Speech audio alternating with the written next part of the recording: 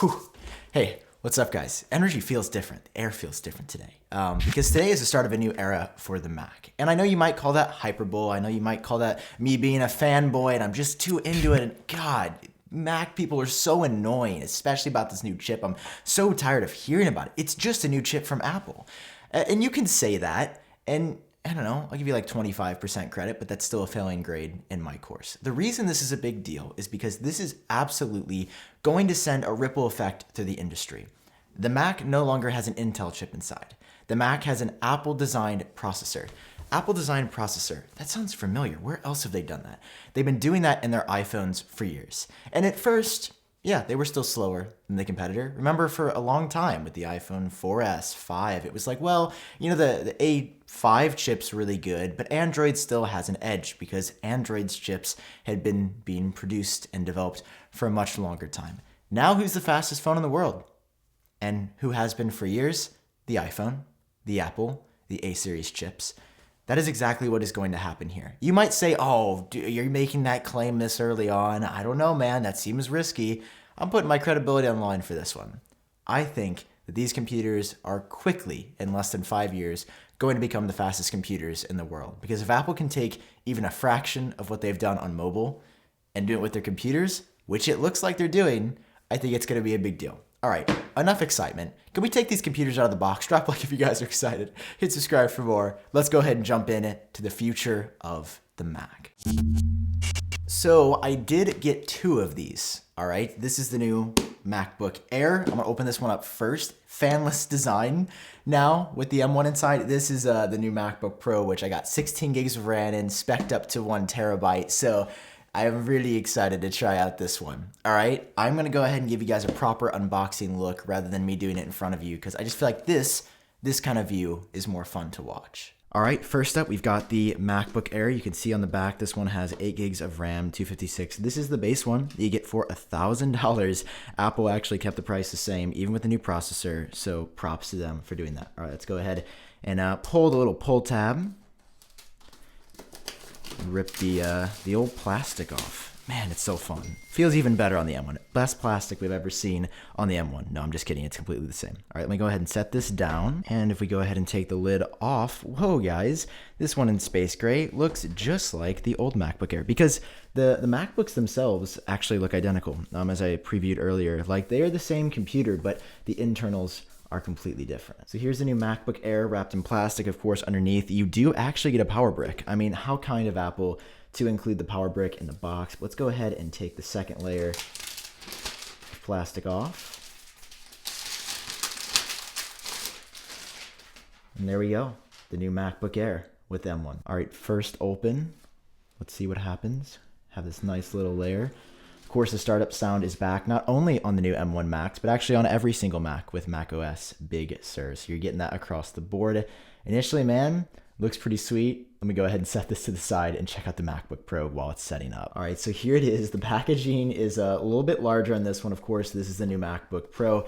And inside, I did upgrade it to 16 gigs of RAM and a 1 terabyte SSD. Actually, probably should have done 2, but I did settle for 1 terabyte. This is the MacBook that I'm pretty much sure I'm gonna switch to if the results are everything they say they're going to be. So let's go ahead and pull the tab here on the new 13.3-inch MacBook Pro with M1 inside. Very similar plastic to the MacBook Air. Honestly, nothing to write home about. Of course, Apple has a little signifier here that this is an Apple Mac, not any other type of Mac. All right, let's go ahead and set this down. Again, the new wallpaper on top is just absolutely stunning. I hope that Apple includes this pre-installed on macOS Big Sur on this new MacBook Pro. And again, here is the new MacBook Pro.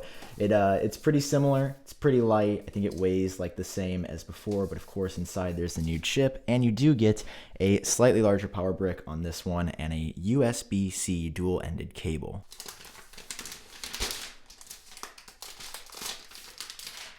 There we go, the new MacBook Pro. Let's go ahead and pop it open. It's very satisfying. I can't believe Apple removed that sound for such a long time. Since like 2016, it wasn't present out of the box, and they finally brought it back.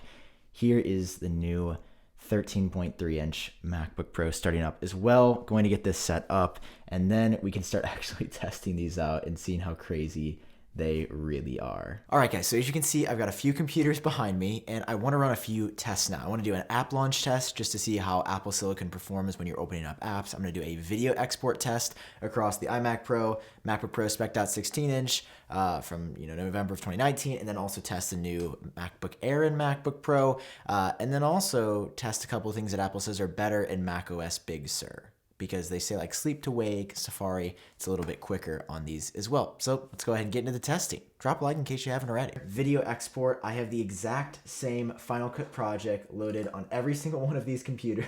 It took some time to transfer it over, but it's all running natively off of the SSDs inside. I'm going to export it, as simultaneous as I can between machines and stop it. So we're gonna see how fast the iMac Pro from 2017, I think this is like the 8-core base model compared to the top tier 16-inch MacBook Pro compared to I guess the high-end 16GB RAM in the MacBook Pro to the very base MacBook Air, to see the difference, to see if Apple Silicon is good if you're, say, doing video editing and you care about fast export times. I'm talking about me in this case scenario. Okay, because I can't hit 4 enter keys at once, I'm gonna hit the 2 Intel Macs first just to give them, a 1 to 2 second head start. Just, being transparent with my testing here. And then I'm gonna start the timer as soon as the M1s start going. All right, 3, 2, 1, go. That's pretty cool. That was very satisfying. Okay, now we sit here while they all export a 10-minute and 50-second 4K video in H.264 for web hosting, because that's what I usually upload in. It makes the videos look pretty good. It's not like the highest quality of everything, but I mean, it's pretty much what you see on YouTube. I think for a lot of creators, especially YouTube creators, like this is a good way to take a look at these, and we're gonna see how fast each of them go. So while these are exporting, just want to take a note that I have not plugged these in yet. And I did an entire software update on both of the M1s just to get them in line with the same firmware that everything else is running. I've been using them just to browse stuff, and they really have not gone down in battery. We're now doing a video export, which is something that usually completely kills my MacBook battery. Like on the 16-inch back here, whenever I'm in the car, it's just, I don't know, it's not good. It's not good. So right now, they're doing pretty well. Another note here as we continue through the test, the fans on the 2 Pros are on. It's really loud on the 16-inch. It's pretty quiet actually on the 13-inch. And then because there's no fan in the MacBook Air, it is exporting this video completely silently, which is really weird. And does it even feel hot? I mean, it's lukewarm on the bottom. Yeah, let's do a little temperature check. This is fun. Again, lukewarm on the bottom of the 2 M1s. Let's lift up the 16-inch MacBook Pro. Ooh, that is it's okay. I was kind of overreacting. It is not hot to burn you, but it's extremely hot. Like I've had this MacBook on my lap before, the 16-inch MacBook Pro, and it is toasty. So interesting to note that these computers have never seen this project. They're not even hot. And then the iMac Pro, who even knows what it's up to? I'm not going to crawl inside that little oven though, even though it doesn't really get warm at all. And the iMac Pro is known because it has a different thermal system than other iMacs to not really get hot or have high fan noise. All right, we have our first winner. The iMac Pro just finished at 23 minutes, 20 seconds for an 11-minute export. It looks like these machines are pretty close behind the iMac Pro. That's a 2017 computer that won there. I'm actually surprised by that. I did not think that would be the result. Oh my gosh. Okay, we've been sitting here for nearly 30 minutes. I did not think this was going to take this long. Normally my videos take like 15 minutes to export, if that. I mean, props to the iMac Pro that is going on oh, wow. Okay, we just got another finisher. We got the 2019 16-inch MacBook Pro finishing, about 6 minutes after the iMac Pro. What's really ironic is that although the 16-inch MacBook Pro finished first, its fan is still roaring louder than any other computer. Okay, we just got the 13-inch MacBook Pro right there, which finished 2 minutes and 30 seconds after the MacBook Pro 16-inch, and then the MacBook Air right behind it. So in this test, here are my export settings. I did better quality. iMac Pro significantly first, finished 6 minutes ahead of the MacBook Pro, And then these were 2.5 minutes roughly after the 16-inch MacBook Pro. So Intel in this specific test still has the edge. Interesting. Okay, want to do another video export test, but this time with just one unedited clip of me talking. So like no edits, no color correction, just 5 minutes straight of me doing this, and I'm optimizing for a faster encode versus better quality this time. All right, so here's the deal. My camera battery recording this right now is flashing red. So if for some reason this clip does not make it, I will put the numbers up on the screen. All these machines are incredibly close though. We're just passing 5 minutes and 20 seconds now. And it looks like the iMac Pro again will come in first here. And there we go. Come on camera, hold out for just another second. We're so close, we're so close. There we go. That is gonna be the MacBook Pro. Again, ever so slightly faster, but just by a hair, than the MacBook Air with silicon. And if we shut these, there we go. The Intel-based 16-inch MacBook Pro. So interesting that on a shorter video export with faster encoding, the two Silicon Macs beat out the 16-inch MacBook Pro, which is, you know, this. I think this is like a $3,000, $3,500 computer. This is $1,000. This one that I got is $1,800. The crazy thing is that even though I have 16 gigabytes of RAM in this MacBook Pro, these machines are nearly neck and neck for exports. Like it doesn't really necessitate a difference there. And also the iMac Pro just continues to be the champ here of exporting clips. I mean, just because there's a lot more power in a desktop than in any one of these as of right now. All right, for this next test, I want to just launch every single app in my dock and tell you what happens. So we've got the Intel highest end 16-inch MacBook Pro that came out last year and the brand new cheapest, lowest end MacBook $1,000 machine with the M1. So I'm gonna go machine to machine and then put them side by side to compare. Let's first start off with the M1.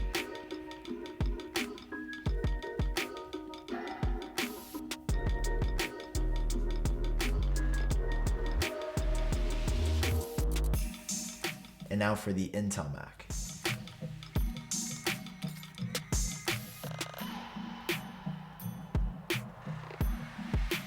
So the test is still going on for the Intel, but I noticed some lag. I noticed some freezes. It actually caused me to miss an app icon on the Intel because there was just too much going on, and it's still loading some stuff up. So actually we don't even need to put those side by side. That was pretty obvious. All right, now in macOS Big Sur, there are a couple exclusive features as well, like sleep to wake. Craig Federighi says is instant. So we're gonna shut both of these right here after I close out of this. And I swapped this out for my MacBook Pro just because I can actually open it without the machine sliding so we get a more consistent test.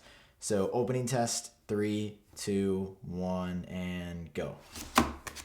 You can see I kind of broke my keyboard there, but like this one was up before it even fully opened. And it is slight, but even just really quick, you can see how when you open this one up, there's that like kind of longer delay. Watch the 13-inch MacBook Pro. It's instant.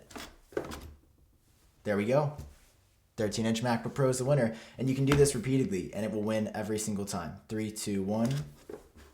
It is not like a huge improvement, but it's definitely there. And the M1 does come awake quicker. Now we already did an app opening demonstration test here, but another thing Apple talks about is like more instant apps with the M1 on macOS Big Sur. And you can absolutely see this, especially here. Watch this, 3, 2, 1. So Final Cut Pro, I use this every single day. It's up. And it's close on the 16-inch MacBook Pro, but you know, you win by a couple of seconds. You're also gonna see this in even simpler applications like in the music app, 3, 2, 1. It is just there. It just happens like that. Let's try another one like Safari, 3, 2, 1. You know, it makes you question like, is it worth it to buy an Intel Mac right now? And I would definitely, I don't know if this is a hot take, I'd recommend against it. Now that one, the 16-inch actually won. But in so many cases, let's try a third-party app from Twitter, optimized for M1, 3, 2, 1. I mean, is that even a competition? That was pretty quick. Let's do Twitter one more time. This is a third-party app, 3, 2, 1. That's funny. And then it resumed quicker on the Intel. Huh. It reloads every single time. So initial launch, we could clearly say is a little bit faster. Finally, let's try photos. There's so much data in this app. 3, 2, 1. There we go. There you have it. I mean, is it a game-changing difference? No, like every launch is not insane, but you have to also remember this is Apple's first version of a desktop chip, and it is beating Intel for instant apps almost every single time. Apple also says that macOS Big Sur has a faster Safari. It's 1.9 times more responsive. So if we do a quick page load here, you can't really tell the difference on that site in particular. Let's go to the best site for tracking Apple leaks and rumors, Apple Track. Now this one just loaded faster because I'm logged out of my admin view, but still, I mean, it does feel actually a little bit more responsive. Like this is a light website as well. Like I've got a couple ads running here, of course, but like it does feel a little bit better. It does feel a little bit nicer, less laggy on the 16-inch. Like the 16-inch, I'm just disappointed in. All right, now we're going to try some YouTube videos right here. I mean, there's a lot of media happening. You can see it was a little bit faster on the M1. Let's go ahead, head over to, I don't know, one of my favorite YouTube channels. It's called iupdate. I highly recommend checking it out if you care about Apple news. And let's launch up my HomePod mini unboxing. It sounds kind of cool. That's really annoying. But I mean, again, the responsiveness is roughly the same. You can't really tell the difference, but you know, content seems to come a little bit quicker at times.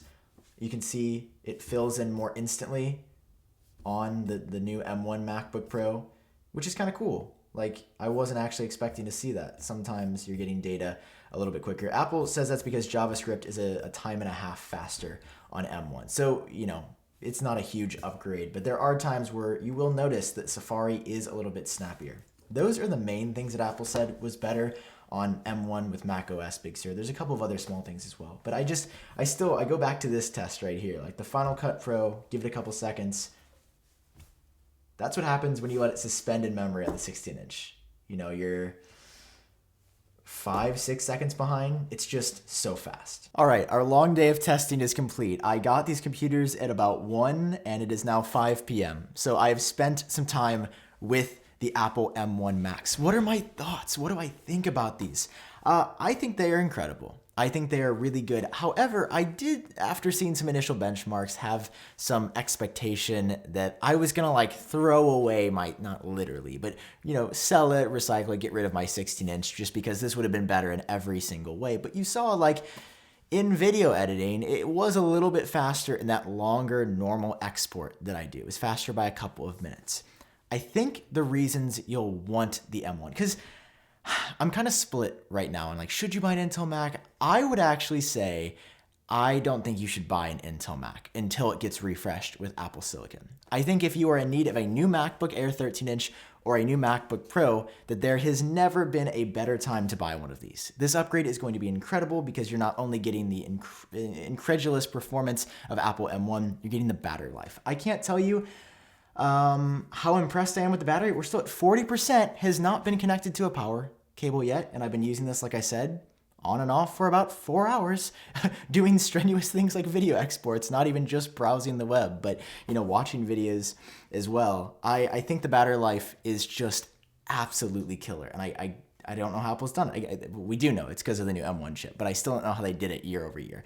I think you should buy an M1 Mac if you need one of these new 13-inch models that just got updated, or you're just dying to get your hands on Apple's processors inside the Mac. And like responsiveness when video editing, I've experienced it is better. It is better because it's optimized for like Final Cut with the M1, even if the end export time isn't as quick. The Intel Macs just, they feel outdated. They feel out of place. Because, yeah, like this Intel iMac still beat the export test for video, you know, all the time. But like apps load slower on this, even though they all have solid state drives, things are just slower on Intel. And I feel like you're going to be hard pressed to find a good reason to buy an Intel Mac. Like, yes, are they still good? Yeah.